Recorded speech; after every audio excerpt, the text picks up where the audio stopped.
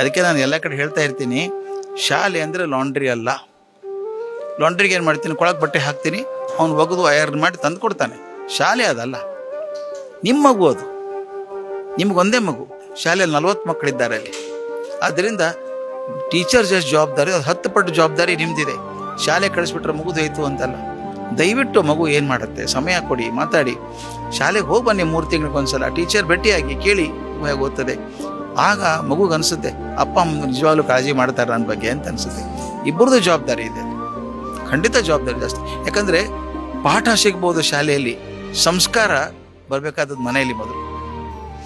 ಒಂದು ಸಂದೇಶ ಇಷ್ಟೇ, ಮಗು ನಿಮ್ಮ ಮಗು ಅಲ್ಲ, ಅದು ಪ್ರಪಂಚದ ಮಗು. ನಾಳೆ ಪ್ರಪಂಚದ ನಾಯಕತ್ವ ತಗೊಳ್ಳುವಂಥ ಮಗು. ಆ ನಾಯಕತ್ವ ಆಗುವಂಥ ಗುಣಗಳನ್ನು ಕೊಡಬೇಕಾದ್ರೆ ತಂದೆ, ತಾಯಿ, ಶಿಕ್ಷಕ, ಸಂಸ್ಥೆಗಳು ಕೂಡ ಎಲ್ಲವೂ ಸೇರಿ ಮಾಡಿದಾಗ ಮಾತ್ರ ಆ ಮಗುವಿನ ನಾಯಕತ್ವ ಗುಣವನ್ನು ಹಾಕ್ಬೋದು. ನಾಳೆ ನಾವು ಸಂತೋಷವಾಗಿರ್ಬೋದು.